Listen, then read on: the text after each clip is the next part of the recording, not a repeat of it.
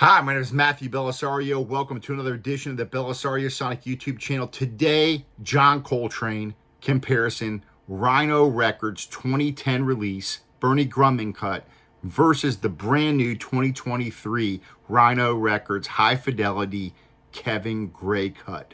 We're going to drop the needle on my Fluence RT85 turntable, going through the shit Monty preamp into a pro audio board going to my Yamaha HS8 monitors. So very transparent sound.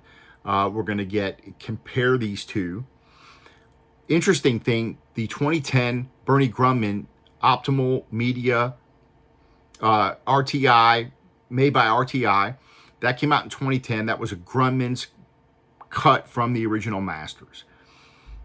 That's the record I'm familiar with. And to be honest, I am not very familiar with this record until fairly recently when I purchased this 2010 version of Rhino Records.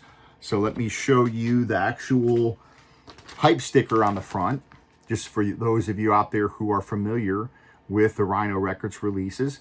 This is a Bernie Grundman cut from the original masters, pressed by Optimal Media Production, made by RTI. And this is the first one that I'm familiar with. Now, for those of you out there who have heard about the new release, there's a new release of a 2023 version, Hi-Fi Coltrane Rhino High Fidelity version that just came out. And so this one I also just purchased, just got it in, and have listened to these back to back. This is the new one. These are numbered. I happen to get 0000, which I don't know how there's 5,000. To me, that'd be 5,001, right? But anyways, I don't know how I bought this one and got the 0000 serial number on there, so that's pretty cool. Anyways, on to the issue at hand. We're going to listen to a little bit of each of these records, and we're going to talk about the differences, both presentation-wise and sound-wise. And we're going to try to declare a winner. So I'm going to drop the needle on the first track, which is called The Night Has a Thousand Eyes. So let me show you this first version here. Night Has a Thousand Eyes. This is the first version, 2010 Rhino EU pressing. Pressed, it says Germany on the back. This is the one that I'm going to play first. And this is the Grundman cut from Bernie Grundman. And so I'm going to just drop the needle on this, and we're going to listen to a little bit of it, and then we're going to drop the needle on the new one.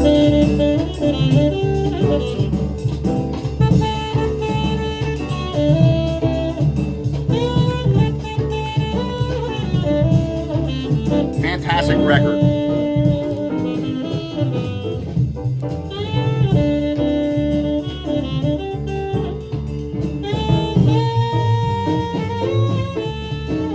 Fantastic performance.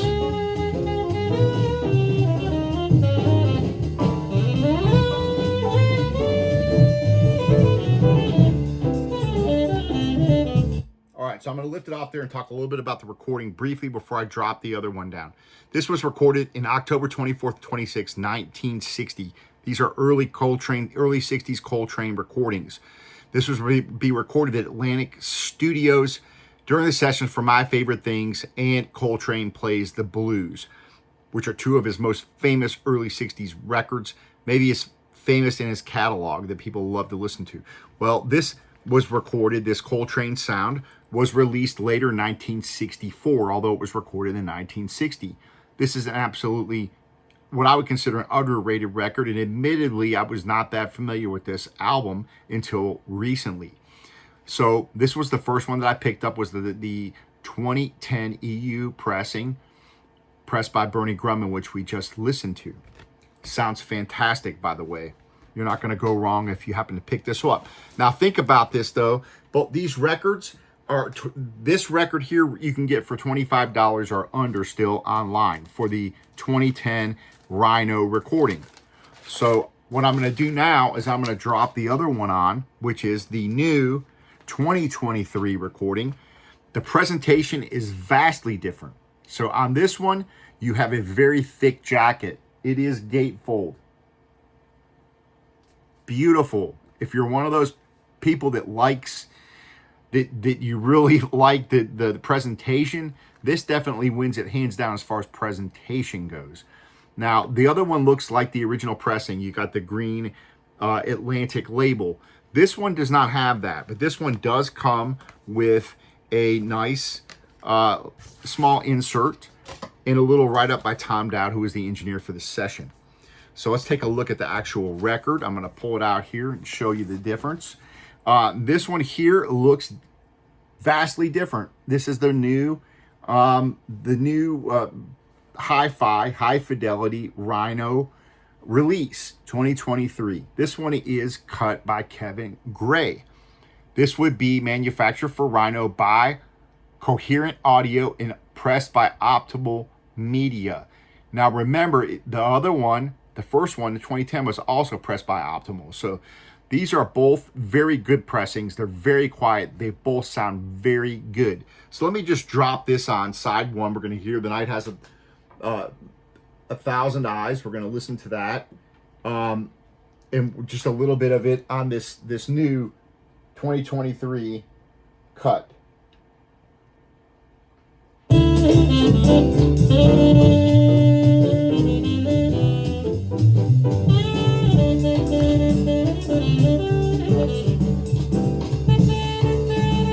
Insert.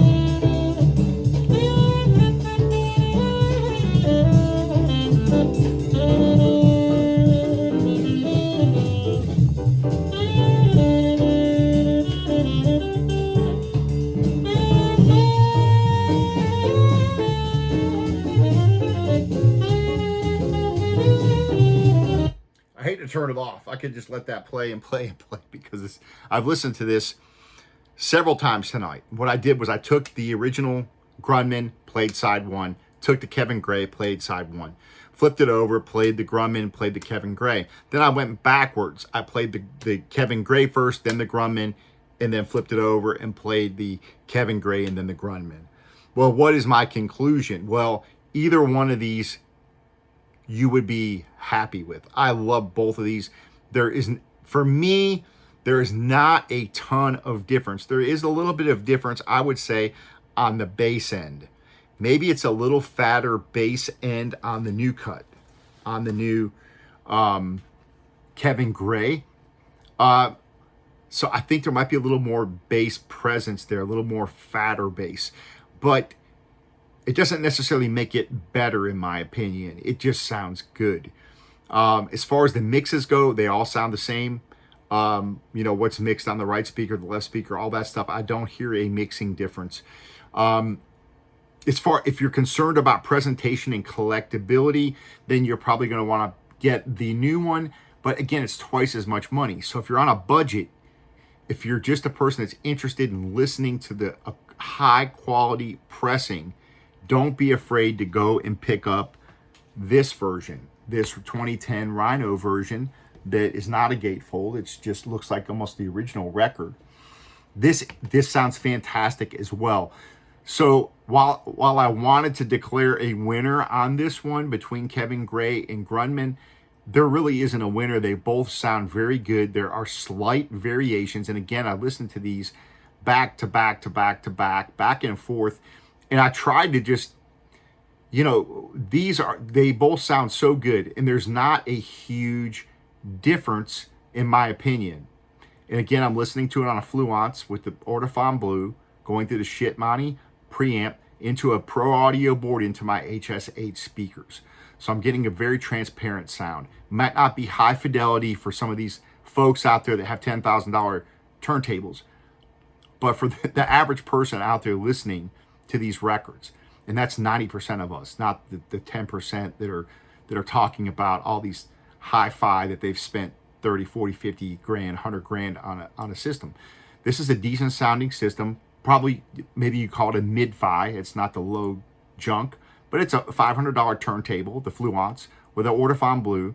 The speakers are no slouch, HSH Yamaha monitors that are used in studios. Those are not cheap speakers. So You're getting a very, very transparent sound, and they both sound very good. So if you want to spend 25 bucks and you're on a budget, do not hesitate to get the 2010 German pressing from Rhino. If you're into presentation and you like the gatefold and you like the little insert with the little write-up and that, then in the numbered edition right here on the back, then that's going to be what you're going to want to get. And hey, this is a great investment. It sounds fantastic. It looks good. The gatefold is nice. It's a very nice heavy jacket. They did a really nice job with this. So I hope we see more of these releases from Rhino like this. I paid about 55 bucks for this. That's a bit steep for me to pay for a single record, but it does sound fantastic. However, I would have been happy now comparing the two with the 2010 pressing for 25 bucks as well. So either this, for me, this numbered edition is nice to have, especially that it's number 00005000. That's kind of cool. But again, I'm not that kind of a collector where that's a big deal to me. It's kind of cool, but for me, it's the sound quality of the record, and you're not going to go wrong with the other one. So either one of these, Grundman versus Gray, there is no winner. They both sound fantastic. Anybody would be happy with either one of these copies. So that's my video, and I just wanted to share that with you guys. If you have any comments, leave them and give me a thumbs up, and hopefully I'll be doing more of these types of videos. And anyways, happy weekend to you guys. Take care, and we'll talk to you later on.